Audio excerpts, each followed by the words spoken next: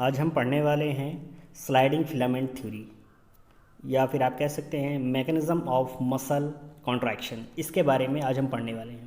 पिछले लेक्चर में हमने ये पढ़ा था कि हमारा जो सेल है यानी स्केलेटल मसल है उसका ऑर्गेनाइजेशन कैसा है। ठीक, अब उसके आगे हम ये पढ़ेंगे कि स्लाइडिंग फिलामेंट थ्योरी या मैकेनिज़्म ऑफ मसल कॉन्ट्रैक्शन किस तरीके से होता है। तो हमने ये पढ़ा था ऑर्गेनाइजेशन में कि हमारी जो सेल होती है यानी मसल की सेल, उसमें क्या होता है, उसके अंदर पाया जाता है मायोफाइब्रिल। ओके, यहाँ पर आपको दिख रहा होगा मायोफाइब्रिल पाया जाता है। इस मायोफाइब्रिल में ही हमारी एक्टिन और मायोसिन पाई जाती है, जिसकी वजह से इसमें लाइट बैंड और डार्क बैंड देखने को मिलता है। अब ये जो लाइट बैंड होता है वो उसमें क्या होता है कि हमारी कुछ प्रोटीन पाई जाती है जिसकी वजह से उसे लाइट बैंड बोला जाता है, और डार्क बैंड में भी कुछ प्रोटीन पाई जाती है जिसकी वजह से उसे डार्क बैंड बोला जाता है। तो यहाँ पर मैंने आपको बताया था कि ये वाला जो हिस्सा है, इतना ये वाला हिस्सा, ये आपका लाइट बैंड कहलाता है। इसके अलावा आपको यहाँ पर जो दिख रहा होगा ये वाला हिस्सा, ये आपका डार्क बैंड का कहलाता है। ठीक, उसके बाद फिर आपको लाइट बैंड देखने को मिलेगा यहाँ पर, फिर उसके बाद आपको डार्क बैंड देखने को मिलेगा। तो इस तरीके से लाइट बैंड डार्क बैंड एक दूसरे के अल्टरनेट में प्रेजेंट होते हैं। यहीं पर ही ये जो आपके लाइट बैंड और डार्क बैंड होते हैं, इनमें हमारे कुछ प्रोटीन पाई जाती हैं जिसे एक्टिन और मायोसिन बोला जाता है, जिसकी वजह से इसे क्या करते हैं कि एक दूसरे से अटैच होती हैं, फिर कॉन्ट्रैक्ट करती है, एक दूसरे को पुल करती हैं, जिससे क्या होता है कि हमारी जो मसल्स होती है वो कॉन्ट्रैक्ट हो जाती हैं। इसी चीज़ को हमें आगे पढ़ना है कि किस तरीके से ये कॉन्ट्रैक्शन होता है। अब आगे हम देख लेते हैं। यहाँ पर आपको जो दिख रहा होगा ये लाइट बैंड और डार्क बैंड का जो एरिया है उसको हम अगर जूम करके देखें तो हमें कुछ इस तरीके से दिखता है, जिसमें हमें आपको क्लियरली एक्टिन और मायोसिन देखने को मिलती है। तो सबसे पहले हम जान लेते हैं कि कौन कौन सी एरिया यहाँ पर प्रेजेंट होती है। तो यहाँ पर आपको जो दिख रहा है ये वाला हिस्सा, ये आपका लाइट बैंड कहलाता है, और ये वाला हिस्सा जो आपको दिख रहा है ये आपका डार्क बैंड होता है। ठीक इसी प्रकार यहाँ पर ये वाला हिस्सा आपका डार्क बैंड कहलाता है। अब जो डार्क बैंड होता है उसे बोला जाता है ए बैंड। डार्क बैंड को ही बोला जाता है ए बैंड। यहाँ पर आपको दिख रहा होगा, यहाँ पर ये पूरा हिस्सा आपका डार्क बैंड का आप बोला जाता है ए बैंड या डार्क बैंड। ठीक उसी प्रकार जो आपकी लाइट बैंड होती हैं, यानी ये लाइट बैंड, इससे बोला जाता है आई बैंड। अब ये ए और आई क्यों बोला जाता है? आई का मतलब होता है आइसोट्रॉपिक बैंड, और ए बैंड का मतलब होता है एनआइसोट्रॉपिक बैंड।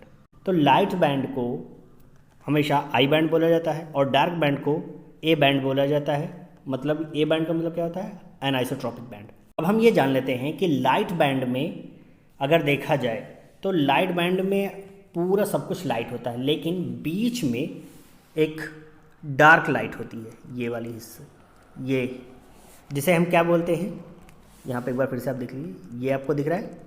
इस लाइट बैंड में, ये इतना लाइट बैंड है, इसमें एक बीच में एक डार्क बैंड होता है जिसे क्या बोला जाता है? जेड लाइन बोला जाता है। इसी जेड लाइन से ही हमारी एक्टिन अटैच होती है। ये दिख रही है आपको, एक्टिन अटैच होती है। ठीक उसी प्रकार हमारे जो डार्क बैंड है, यहाँ पर जो आपको डार्क बैंड दिख रहा है, इसमें एक लाइट बैंड प्रेजेंट होता है जिसे बोला जाता है एम लाइन। यहाँ पर आपको दिख रहा होगा, इसे एम लाइन बोला जाता है। इसी से ही हमारी मायोसिन, ये आपको जो दिख रहा है ये मायोसिन है। ठीक, ये मायोसिन है जो इसी लाइन से अटैच है। समझ में आ रहा है? इसे एम लाइन या एम बैंड भी बोला जाता है। तो ये बात क्लियर हो गई कि लाइट बैंड में एक डार्क लाइन होती है और डार्क बैंड में एक लाइट लाइन या एम बैंड जिसे कहा जाता है वो प्रेजेंट होती है। तो अब जो सार्कोमियर का जो एरिया है, मैंने आपको बताया था कि जो कॉन्ट्रैक्शन और रिलैक्सेशन होता है वो एक सार्कोमियर के बीच में होता है। तो हमारी जो मायोफाइब्रिल है यानी सेल के अंदर जो फिलामेंट प्रेजेंट होता है उसमें बहुत सारे सार्कोमियर पाए जाते हैं, यानी light band dark band, light band dark band, इस तरीके से अल्टरनेट पे होते हैं। यहाँ पर आपको जो दिख रहा है एक सार्कोमियर आपको दिख रहा होगा, ये वाला है, यहाँ से यहाँ तक एक सार्कोमियर है और यहाँ से यहाँ तक ये दूसरा सार्कोमियर है। तो कॉन्ट्रैक्शन और रिलैक्सेशन इन्हीं के बीच में होता है, इस लाइन से इस लाइन की तरफ और इस लाइन से इस लाइन की तरफ कॉन्ट्रैक्शन होता है। तो ये एक सार्कोमियर के बीच में होता है। तो हमें इसी को ही जानना है, यहाँ पर जो कॉन्ट्रैक्शन होगा वो इसी जेड लाइन के बीच में होगा, दोनों जेड लाइन के बीच में। तो अब देखा जाए कि हमने ये जाना कि हमारी जो जेड लाइन होती है यहाँ पर, इससे अटैच होता है आपका क्या, एक्टिन, और जो एम लाइन होती है इससे अटैच होता है आपका मायोसिन। यही एक्टिन जो होता है ये यहाँ पर, इसी से ही हमारा मायोसिन, यानी यहाँ पर आपको जो दिख रहा है ये मायोसिन के एक उठी हुई संरचना आपको दिख रही होगी। मैं थोड़ा इसको जूम करके आपको दिखाऊँ।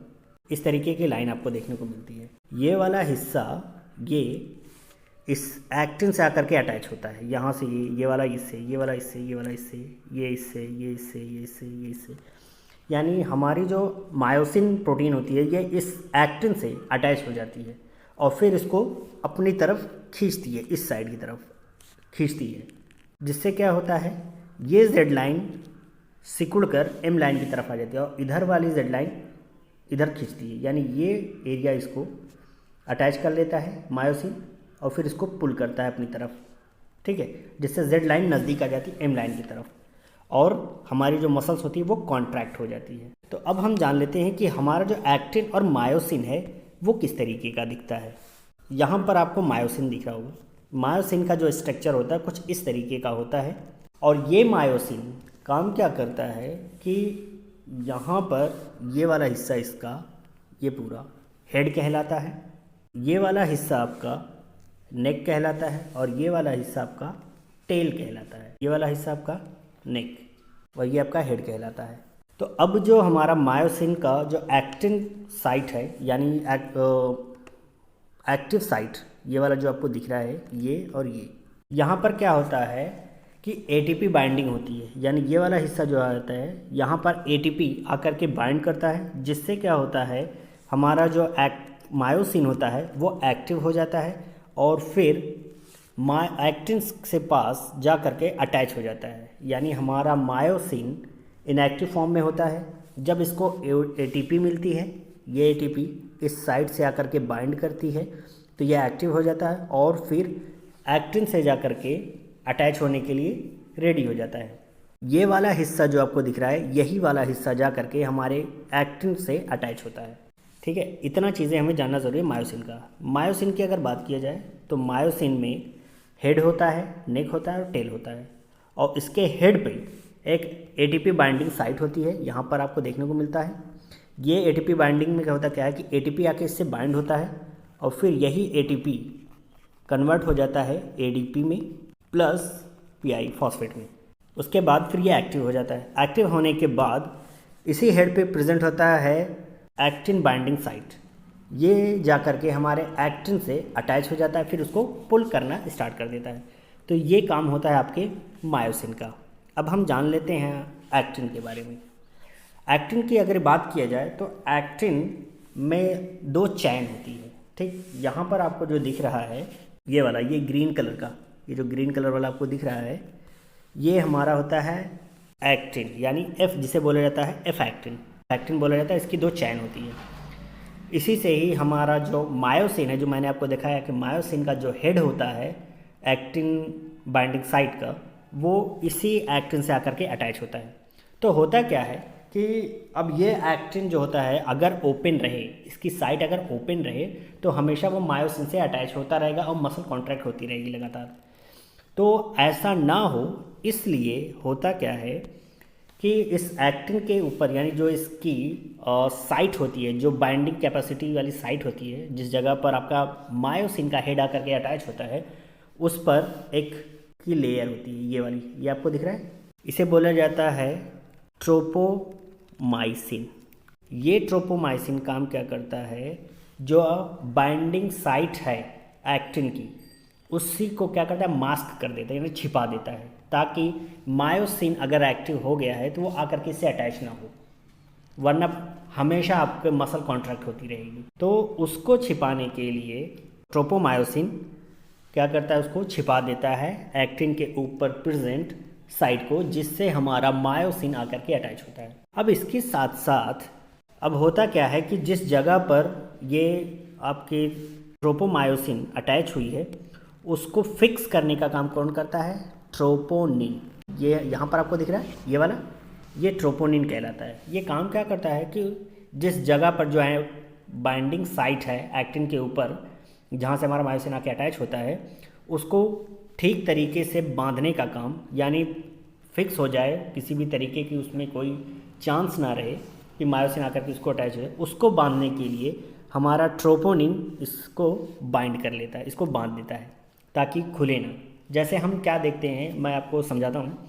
जैसे अचार का डिब्बा होता है, ठीक, अचार के डिब्बे में अचार रखा हुआ होता है। अचार बनाने के बाद हम क्या करते हैं कि उसके ऊपर जो जार है, जो डिब्बा है, उसके ऊपर हम क्या करते हैं, कपड़ा रख देते हैं। अब कपड़ा रखने से ऐसा तो है नहीं कि वो सेफ हो जाएगा, तो उसको हम क्या करते हैं कि ताकि उसमें किसी भी तरीके का हवा चले या कुछ भी तो उसके अंदर ना जाए कोई चीज़, तो हम क्या करते हैं, उसको धागे से या फिर रस्सी से उसको बांध देते हैं। उसके जो माउथ होता है डिब्बे का, उसको कपड़ा रखने के बाद उसके माउथ को बांध देते हैं ताकि वो क्या हो, ओपन ना हो। ठीक है, ठीक उसी तरीके से हमारे एक्टिन में भी यही चीज़ होता है कि एक्टिन की जो साइट है बाइंड, जहाँ पर मायोसिन आके बाइंड होता है, उसको तो पहले हम क्या काम करते हैं कि कपड़े से ढक देते हैं। अब यहाँ पर कपड़े का काम कौन कर रहा है, हमारा ये वाला हिस्सा ट्रोपोस मायोसिन, ये काम क्या करेगा, उसको बांध देता है चारों तरफ से ताकि वो जगह छिप जाए जहाँ से एंट्री होती है, या फिर आप कह सकते हैं जहाँ पर हमारा मायोसिन आके बांध दे, ठीक, उस जहाँ पे आके एक्टिव उससे अटैच हो। फिर काम क्या करते हैं, अब बांधने का काम कौन करेगा, हमारा ट्रोपोनिन करता है। ये ट्रोपोनिन हमारा उस पर्टिकुलर जगह को बांध देता है ताकि वहाँ पर हमारा मायोसिन आकर के किसी भी हालत में उसे अटैच ना हो। तो ये चीज़ें हमारा एक्टिन करता है। अब बात ये आती है कि ये जो मायोसिन है वो एक्टिन से कब आके अटैच होगा। होता क्या है कि जब भी हमें मसल कॉन्ट्रैक्शन कराना होता है, ठीक, जैसा हमने पढ़ चुके हैं हम लोग कि जो हमारी मसल्स होती है वो हमारे विल पे डिपेंड होती है, यानी जब हम चाहेंगे मसल्स को कॉन्ट्रैक्ट करेंगे, जब चाहेंगे उसको रिलैक्स कर देंगे। तो ऐसी स्थिति में क्या होता है कि जब हमारा हमने सोचा कि हम अपना हाथ जो है उसको फोल्ड करें, फोल्ड करने वक्त क्या होगा, ये पूरी प्रोसेस उतनी देर में होती है।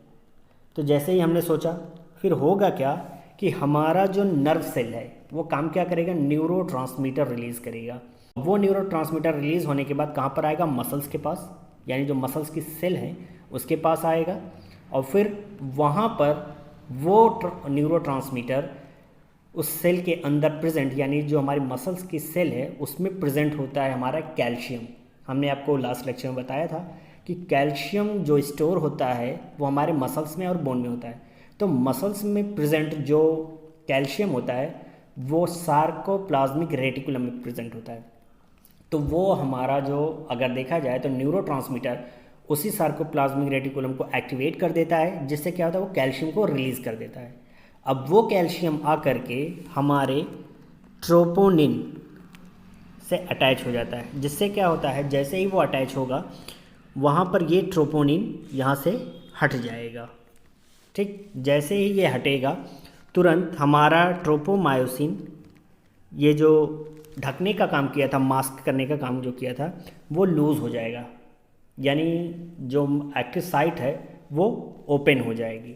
फिर हमारा जो मायोसिन था जो, उसको मैंने आपको बताया कि एटीपी क्या करेगी, उस मायोसिन के पास आकर के जो उसकी एटीपी बाइंडिंग साइट है, यहाँ मैंने आपको बताया था एटीपी बाइंडिंग साइट, ये वाला हिस्सा, ठीक है, यहाँ पर आकर के हमारा एटीपी अटैच होता है और फिर इसको एक्टिव कर देता है।